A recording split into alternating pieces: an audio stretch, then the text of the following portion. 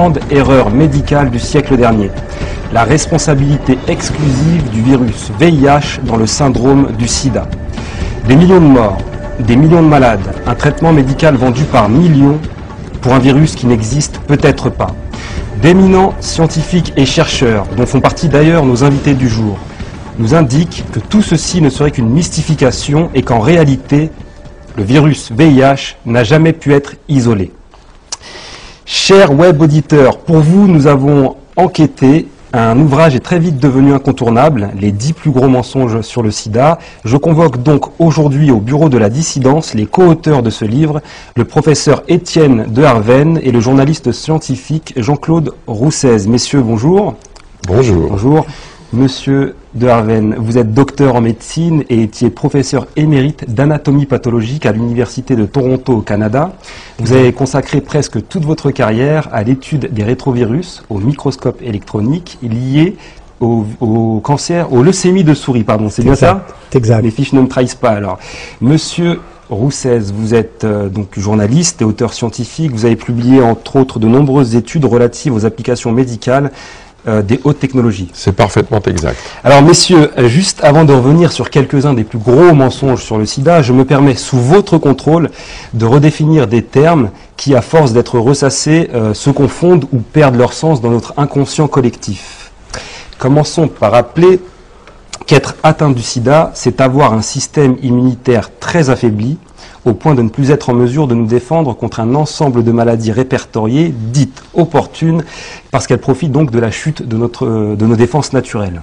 Oui. Et c'est le développement de ces maladies, donc cancer et autres infections, qui finit par entraîner la mort de la personne infectée. C'est bien cela? Oui. Tout à fait exact. Quant au VIH, ce virus, il serait le responsable de l'effondrement de notre système immunitaire en s'attaquant à l'un de ses composants essentiels, les lymphocytes T. Jusque-là, j'ai presque tout bon. Oui. Tout bon. Tout bon.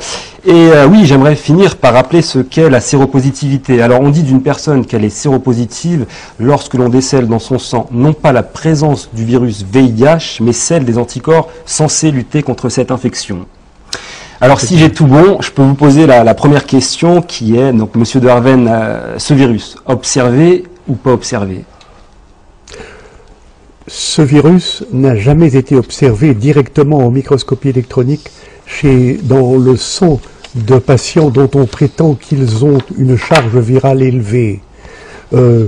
Par des techniques moléculaires extrêmement intéressantes, on affirme pouvoir identifier dans le sang de ces malades des séquences d'acides nucléiques qui correspondent au génome des rétrovirus.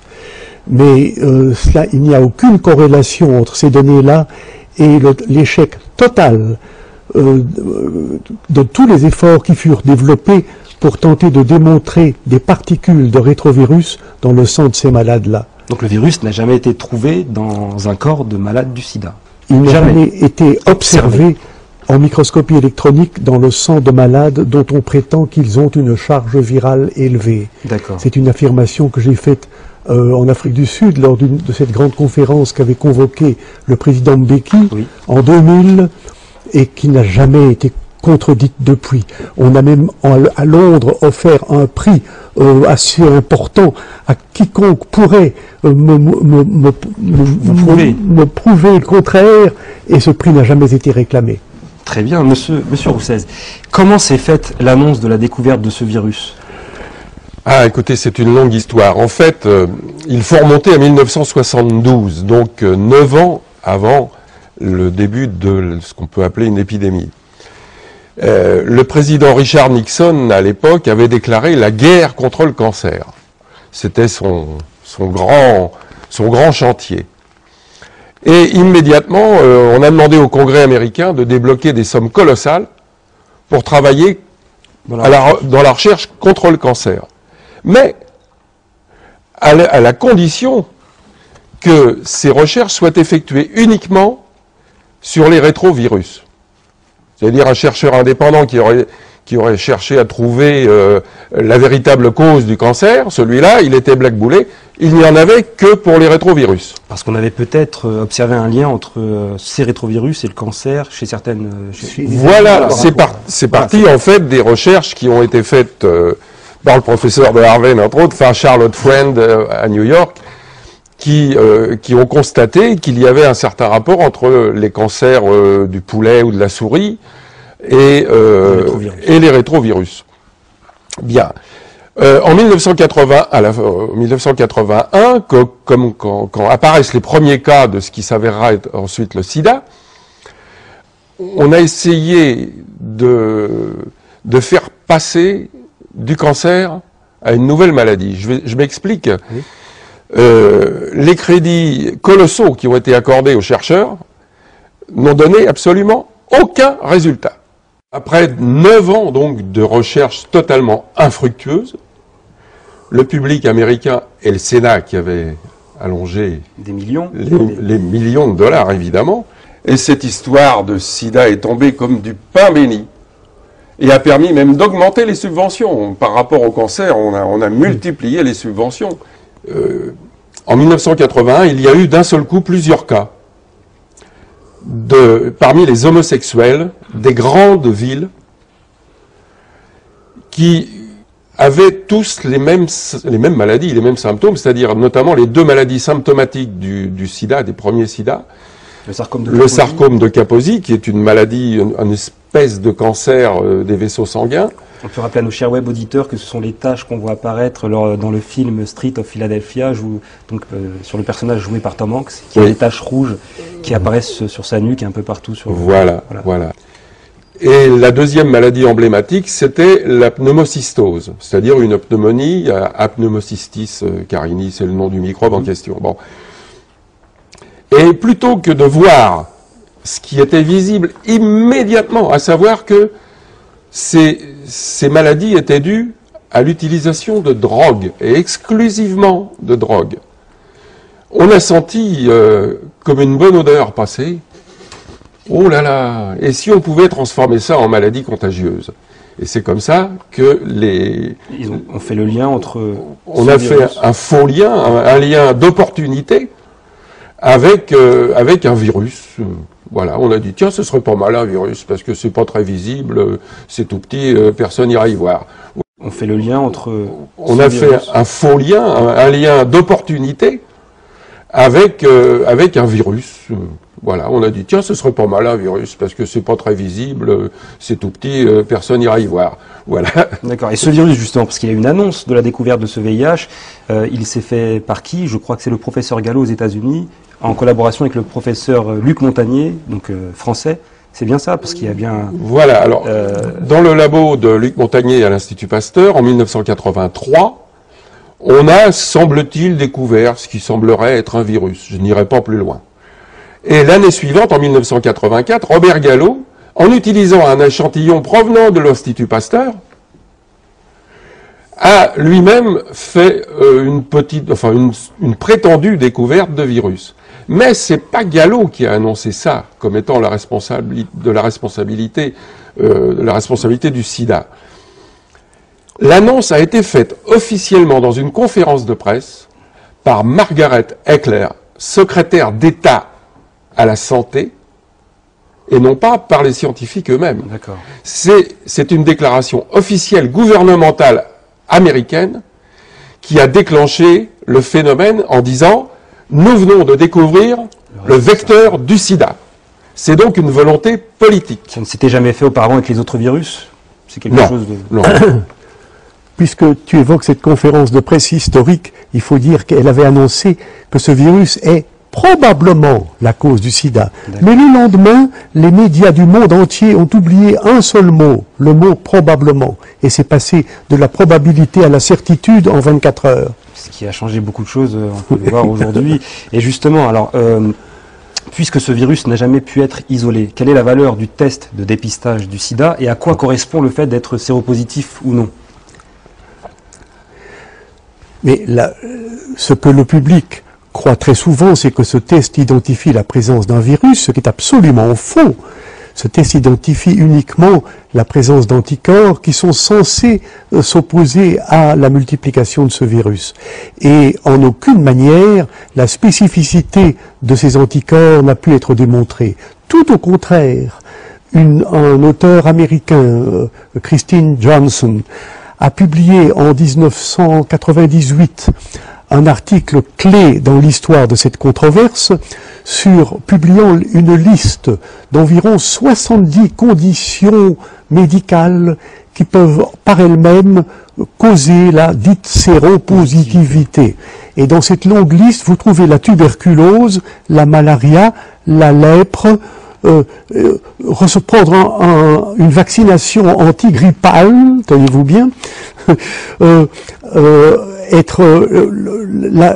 la grossesse, les grossesses multiples en particulier, et donc il y a une liste de 70, les transfusions sanguines. Alors, si vous mettez la malaria, la lèpre et la tuberculose dans les causes possibles de la séropositivité, vous imaginez que sur la scène africaine en particulier, on en trouve de très nombreux millions.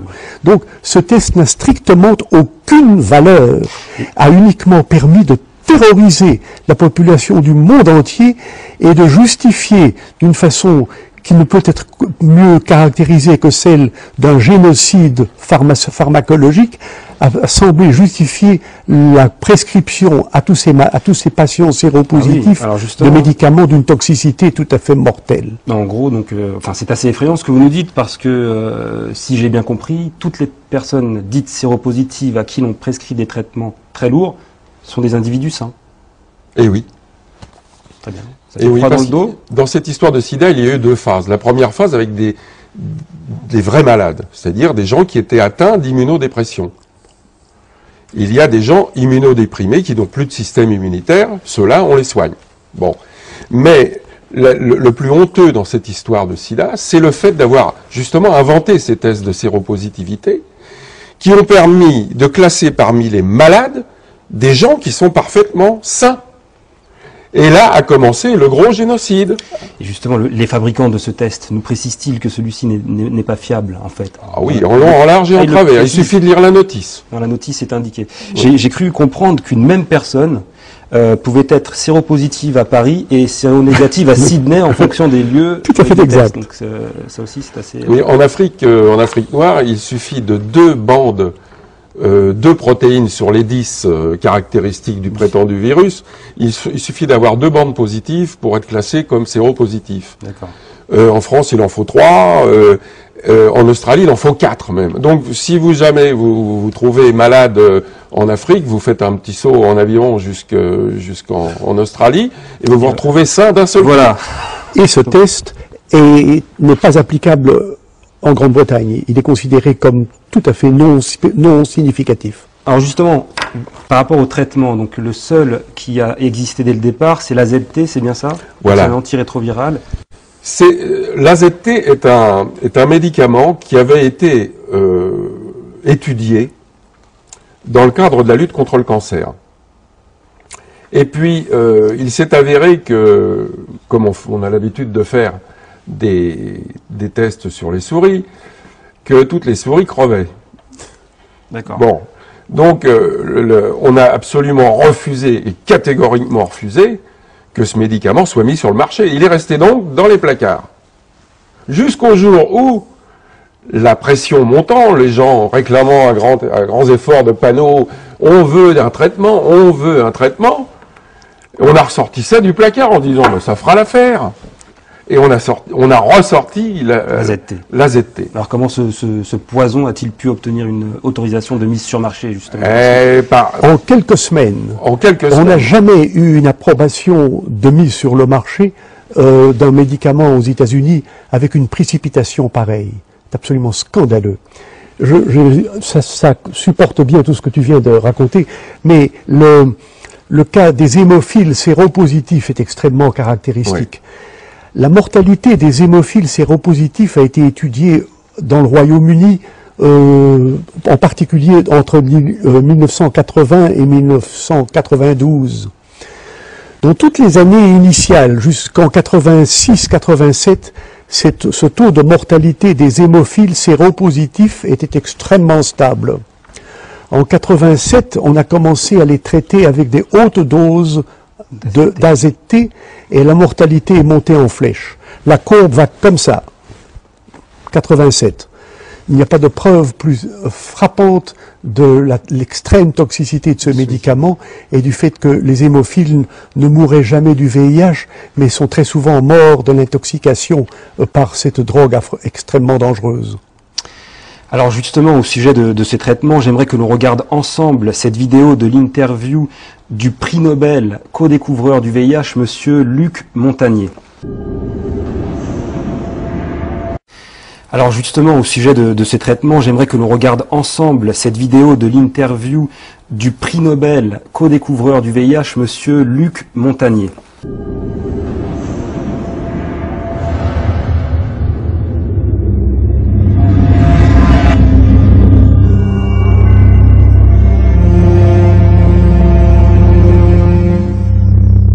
You talked about oxidative stress earlier. Is treating oxidative stress one of the best ways to deal with the African AIDS epidemic? I think this is one way to approach, to decrease the rate of transmission, because I believe HIV, we can be exposed to HIV many times without being chronically infected. Our immune system could get rid of the virus within a few weeks if you have a good immune system. And this is the problem also of African people. Their nutrition is not very equilibrated, they are in oxidative stress, even they are not infected with HIV.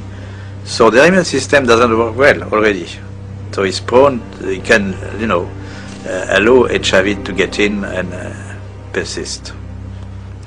So there are many ways which are not the vaccine, the magic name, the vaccine. Many ways to decrease the transmission just by simple measures of nutrition, giving antioxidants, proper antioxidants, hygiene measures, fighting the other infections. So they are not spectacular, but they could, decrease very well the epidemic to the level they are in Occidental countries, So, Western countries. if you have a good immune system, then your body can naturally get rid of HIV. Yes. Oh, interesting. Do you think we should have more of a push for antioxidants and things of that nature in Africa than antiretrovirals? We should push for more, a combination of measures, antioxidant, but nutrition, advice and nutrition, fighting other infections, malaria, tuberculosis, parasitosis. Most children have worms. Education, of course, genital hygiene for women and men also. Very simple measure, which not very expensive, but which could do a lot. And this is my worry about the many spectacular action. Of course, there are global funds so to buy drugs and so on, Bill Gates and so on, for the vaccine. But those kind of measures are not very well funded, not funded at all, or they are, it really depends on the local government to take conscious of this, but the local government, they take advice of the scientific advisors from the international institutions, and they don't get this kind of advice very often. There's no money in nutrition, right? There's no profit. There's no profit, yes. The water is important. Water is key. Now, one thing you said, you were talking about the fact that if you have a built immune system, it is possible to get rid of HIV naturally. If you take a poor African who's been infected and you build up their immune system, is it possible for them to also naturally get rid of it? I would think so. Okay. Messieurs, cette vidéo a de quoi donner des frissons dans le dos. Le co-découvreur du VIH, prix Nobel, nous indique en gros que l'on pourrait guérir du sida en dormant mieux ou en se préparant des repas un peu plus coquets. Donc je me permets de le dire un petit peu comme ça parce que des millions de malades chaque jour avalent des traitements très lourds pour nous entendre dire aujourd'hui qu'il suffirait presque de se laver les mains 5 fois par jour. Quelle a été votre réaction? Dites-moi. Si vous regardez le Nexus du mois de janvier, il y a, sous la plume d'un journaliste scientifique qui a très largement contribué à tout ça, et qui est M. Jamel Tahi, Oui. il y a des remarques extrêmement précises. Qui avait réalisé un documentaire Oui, oui. il est passé sur Arte. c'est ça, il y a quelques années. Oui, déjà. mais il faut regarder le numéro de janvier de Nexus pour lire ce que Jamel Tahi a dit au sujet de cette interview, de ce vidéo que l'on a vu récemment. D'accord. Donc ça ne vous choque pas particulièrement par rapport à l'intégrité scientifique de nous entendre dire aujourd'hui par cette personne que... Je dirais que le professeur Montagnier avait déjà très souvent, comment dirais-je, secoué l'opinion par des affirmations qui étaient surprenantes. Par exemple, l'existence de cofacteurs. D'accord. Il dit oui, le VIH c'est peut-être important, mais il y avait aussi les cofacteurs. Et il n'a cessé de parler de cela.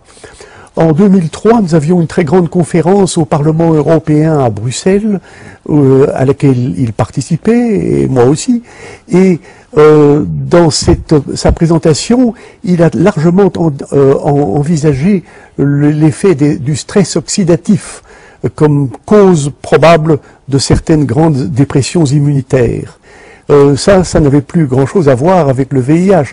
Donc, nous avions déjà une certaine préparation à entendre le professeur Montagnier exprimer des opinions qui ne sont pas d'une rigidité absolue comme de la part de tant d'autres, Gallo et tout ça, et tout son groupe. Tout son groupe, très bien. Si vous voulez, je me pose une question. Est-ce que le professeur Montagnier ne ferait pas partie de la dissident? Peut-être, on l'invitera. Vous pensez qu'il viendra?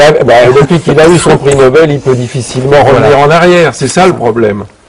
Et pour prendre l'exemple alors du continent qui serait le plus touché par le sida, l'Afrique, les Africains se meurent-ils de toute autre chose depuis des années, en fait? Mais écoutez, la situation en Afrique est tellement différente. Les problèmes de santé publique en Afrique sont monumentaux, mais tournent essentiellement autour de l'absence d'hygiène, de la malnutrition et des grandes maladies tropicales bien connues comme la malaria, la lèpre et pour eux la tuberculose également. Tout ça est maintenant rebaptisé du nom de sida.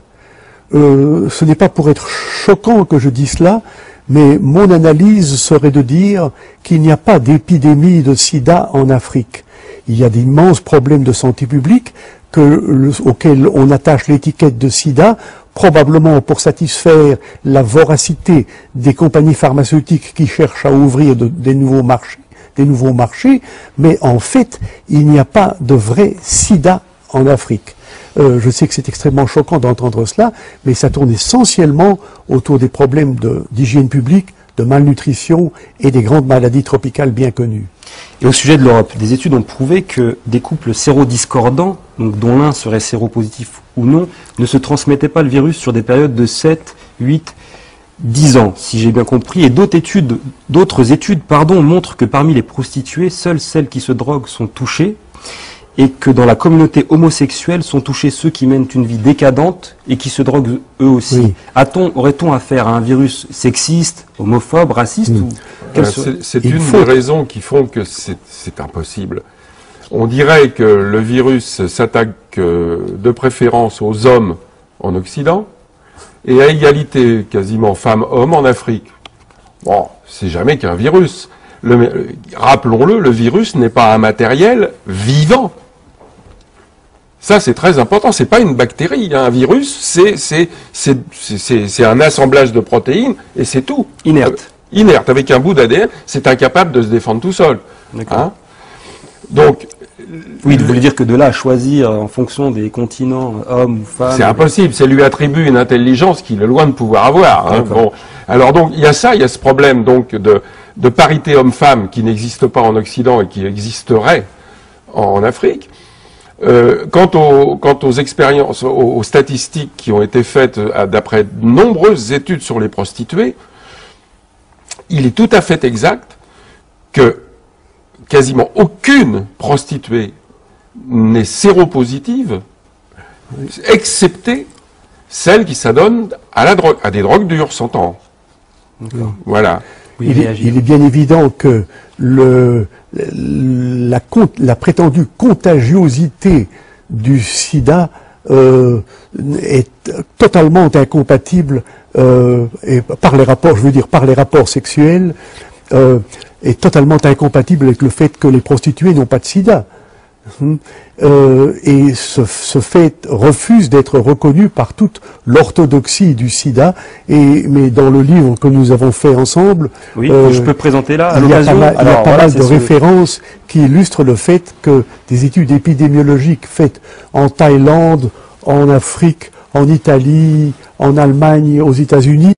Oui, je peux présenter là à Il y a l'occasion. pas mal de références qui illustrent le fait que des études épidémiologiques faites en Thaïlande, en Afrique, en Italie, en Allemagne, aux États-Unis, sont toutes concordantes pour démontrer que les prostituées n'ont pas le sida. Alors si c'était une maladie infectieuse, il est évident qu'elles en seraient les principales victimes. Et là, vous précisez que de Maintenant, nombreuses études l'ont prouvé. Cela ne veut surtout pas dire, et j'en profite peut-être pour souligner un point très important. Les dissidents dont nous sommes sont totalement en soutien de toutes les campagnes de santé publique recommandant l'usage du préservatif dans la lutte contre les maladies réellement sexuellement transmissibles. C'est-à-dire, ça ne concerne pas le sida. Il est évident que nous nous abstenons totalement d'émettre la moindre remarque négative sur ces recommandations de santé publique qui portent sur les maladies donc réellement sexuellement transmissibles et qui est, au point de vue santé publique, une recommandation extrêmement importante. D'ailleurs, pour prouver l'inexistence de ce virus, un homme, le docteur Wilner, en direct sur une chaîne espagnole, s'est inoculé du sang d'un hémophile sidéen. Que vous inspire cet acte? J'ose pas vous demander si vous seriez capable de le faire, enfin si vous le feriez vous-même, mais... On me l'a proposé une fois et j'ai répondu que non, parce que je n'accepte pas que quelque chose rentre dans mon corps d'une manière impromptue. D'accord. Mais qu'en revanche, j'étais prêt à faire l'amour avec des séropositifs autant de fois qu'il le faudra. Bon, voilà. J'imagine qu'il doit y en avoir... Non, Robert Wilner effectivement a fait cette expérience, mais il est tellement persuadé, et à juste titre d'ailleurs, qu'il ne risquait rien, qu'effectivement il y est allé la fleur au fusil. D'accord. Et il n'a rien depuis. Ben non, pensez-vous. Enfin. Donc messieurs, si j'ai bien compris, voilà près de 30 ans de recherche, d'efforts, pour n'aboutir en 2010 à aucun traitement curatif, aucun vaccin, aucune prédiction épidémiologique vérifiable. Quels sont les espoirs? Alors, écoutez, du côté vaccin, je voudrais souligner ces trois points que vous venez de faire avec une grande précision, pour indiquer que, étant donné cette évidence-là, il est grand temps d'avoir le courage de se demander si l'hypothèse de départ était exacte ou fausse. Et je crois qu'il est urgentissime de réaliser que l'hypothèse de départ était fondamentalement fausse. Très bien. Vous n'êtes pas les seuls à le dire. Je crois que vous êtes président d'un groupe international. J'étais président jusqu'en 2008. Mon terme était de 3 ans. D'accord. J'étais président entre 2005 et 2008 du groupe Rethinking AIDS, qui est essentiellement basé en Californie. Très bien. Qui regroupe de nombreux scientifiques. Tous ceux qui sont intéressés par le programme d'aujourd'hui et qui connaissent bien l'anglais devraient ne pas manquer d'ouvrir sur Internet le site de ce groupe dont j'ai été président. Et ce site est donc www.rethinkingaids.com. Et il y a énormément de matériel là-dedans, y compris couvrant une réunion très importante qui s'est tenue à Oakland, en Californie, en novembre dernier, à laquelle j'ai participé, et dont vous pouvez trouver de très larges extraits dans ce site, dont je recommande très fort la visite à tous les anglophones qui nous écoutent. Très bien. Et les espoirs alors? Alors, au niveau des vaccins, c'est peine perdue. C'est même pas la peine d'y penser. Et pour une raison bien simple. En quoi consiste la vaccination? La vaccination consiste à créer une primo-infection, c'est-à-dire une réplique non grave de la maladie, de façon à faire réagir le système immunitaire en créant des anticorps. Ces anticorps seront aux aguets si la véritable maladie arrive. Voilà le principe de la vaccination. Mais là, comme il n'y a pas de virus... C'est pas ça, c'est que les gens qui sont... À partir du moment où vous faites une vaccination, vous devenez séropositif. Oui. Donc c'est le serpent qui se mord la queue. Ça nous paraît très simple quand vous nous l'expliquez, pourtant nous on voit des millions de dollars dépensés dans la recherche, c'est inquiétant. c'est pour vous quelque chose qui est... Bah, écoutez, on voit des millions de dollars parce que c'est quand même, il faut pas l'oublier, c'est quand même une grosse industrie, hein, tout ça. Hein. C'est effectivement en grande partie une histoire d'argent. En grande partie. Et puis la sauvegarde de certains emplois quand même, il y a des milliers d'emplois. Donc, comme il y a déjà assez de chômage comme ça... Justement, je crois que c'est le professeur Gallo donc, qui a lancé le test. C'est lui qui l'a créé, ce test? Ah, le jour même, il a... de l'annonce par Margaret Eclair et Gallo de la découverte du prétendu virus, le soir même, il a déposé le brevet. Il est devenu archi-milliardaire grâce à ça, il ne faut pas l'oublier. Hein, très bien. Ok. Messieurs, merci. Nous avons été très honorés de votre venue. Votre courage, votre persévérance et votre intégrité scientifique sont très appréciés ici au bureau de la dissidence. Chers web auditeurs, vous l'aurez compris, nous sommes loin d'une discussion de comptoir ou d'un délire complotiste. Le prestige des invités du jour suffit à le démontrer. De nombreuses questions restent en suspens. Des millions de malades sont dans l'attente de vraies solutions. On compte sur vous et sur la mobilisation de tous pour sensibiliser les autorités compétentes à réévaluer les origines du sida. Le débat continue sur le forum du site internet de l'émission. Vous pouvez nous faire parvenir vos avis les plus dissidents et les sujets que vous souhaitez voir abordés ici au bureau de la dissidence. Vous êtes les programmateurs de l'émission.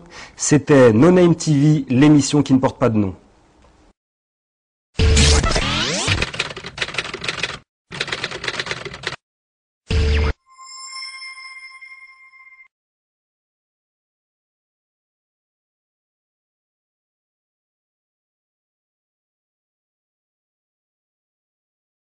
Ce sida, le professeur Montagnier avait, dans une vidéo, me semble-t-il, qu'on va voir, donné un peu les conditions d'une bonne hygiène de vie alimentaire, notamment, pour éviter d'attraper ce virus, que vous ne remettez pas en cause, il existe bien, ne s'attrape pas par la voie sexuelle, alors. Absolument pas.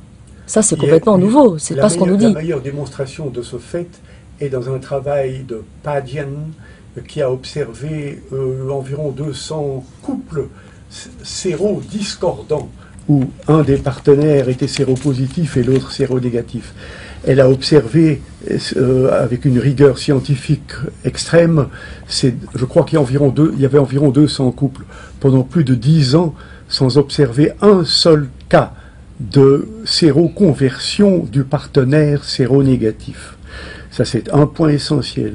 L'autre point essentiel pour consolider dans vos esprits que le sida n'est pas une maladie contagieuse transmise par l'activité hétérosexuelle, c'est l'observation que les prostituées n'ont pas le sida. Il n'y a pratiquement pas de cas de prostituées atteintes du sida. Celles qui sont trouvées séropositives sont celles qui sont également des drogués intraveineux. Donc le fait qu'il y ait ce paradoxe total, s'il y a une population au monde qui devrait exprimer, qui devrait être victime d'une maladie qui serait hétérosexuellement transmissible, c'est bien le groupe des prostituées. Eh bien, sachez qu'il n'en est rien. C'est la preuve la plus convaincante, je crois, et la plus frappante du fait que ce n'est pas une maladie contagieuse et que ce n'est pas une maladie qui doit être classée dans la catégorie des maladies sexuellement transmissibles. Mais, ceci étant dit, il ne faut jamais nous faire dire oublier toutes ces recommandations voilà, de prudence, vous poser la question. Car il y a de vraies maladies qui sont sexuellement transmissibles, comme la syphilis et la gonorrhée, et toutes les recommandations d'usage du préservatif restent parfaitement applicables et d'une très grande urgence en santé publique pour la prévention de maladies qui sont vraiment des maladies sexuellement transmissibles, mais dans ce groupe-là, il ne faut pas inclure le sida. Voilà une bonne nouvelle. Alors, par rapport à ce qui peut causer le sida, que vous avez davantage repéré dans la communauté sexuelle historiquement, on précise qu'il ne s'agit pas d'un jugement de valeur, bien sûr, de votre part. Vous parlez dans votre livre des poppers. c'est en fait du nitrite d'amyle, c'est ça, en fiole, Oui. qui est à l'origine, expliquez-nous ça, un médicament que la communauté gay d'il y a quelques années a utilisé dans un autre sens. Voilà, en fait, le nitrite d'amyle, qui a été inventé il y a bien longtemps, est un médicament qui permet de soulager les personnes ayant des problèmes cardiaques. C'est un vasodilatateur, c'est-à-dire il dilate les vaisseaux sanguins. Et il se trouve que, on ignore qui, mais enfin quelqu'un a trouvé que ce nitrite d'amyle provoquait des réactions assez intéressantes au niveau sexuel, à savoir la dilatation de l'orifice anal, pour parler correctement, et la prolongation de de l'activité sexuelle. Un aphrodisiaque, en gros. Voilà, c'est un aphrodisiaque. Voilà. Et malheureusement, ce nitrite d'amyle a des des vertus qui, si elles étaient salutaires aux malades du cœur, deviennent très graves vis-à-vis des personnes bien portantes. Et lorsqu'elles sont utilisées malheureusement avec d'une manière totalement débridée, ce qui était le cas, parce que la libération sexuelle aux États-Unis a eu lieu à la fin des années 70. Et à partir de là, la libération homosexuelle, pardon, a eu lieu à la fin des années 70. Et à partir de là, ça a été le défoulement total. Avant, on avait honte d'être homosexuel. Après, on en avait la grande fierté, la gay pride. Hein. Et donc, se sont ouverts des boîtes réservées quasiment aux homosexuels. Et là, c'était tous les soirs la grande fiesta avec des tas de drogues à disposition. Ça, il faut le dire. Hein. Il y a des témoignages d'ailleurs assez intéressants, notamment d'un journaliste homosexuel. Et donc, le nitrite d'amyle, au bout d'un moment, provoque le sarcome de Kaposi, dont j'ai parlé tout à l'heure, qui est cette maladie emblématique du sida où on a des espèces de ronds plus ou moins gros, de couleur marron, etc. Et la durée de vie, quand on a attrapé ce sarcome de Kaposi, est voisine d'1 an, en fait. Hein. Donc, peu de personnes en réchappent. Malgré tout, c'est un cancer qui peut évoluer vers la guérison comme ça, spontanément. Donc on ne peut pas appeler ça vraiment un cancer non plus, on ne sait pas trop comment le loger, celui-ci. Voilà ce qu'il fallait dire sur les poppers qui, à mon avis, sont le point de déclenchement de cette histoire de sida.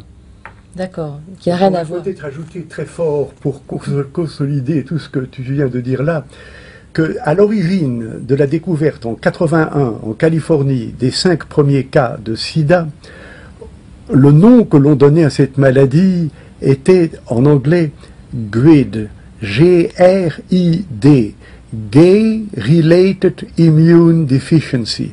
En effet. Ça, c'était le premier nom de la maladie.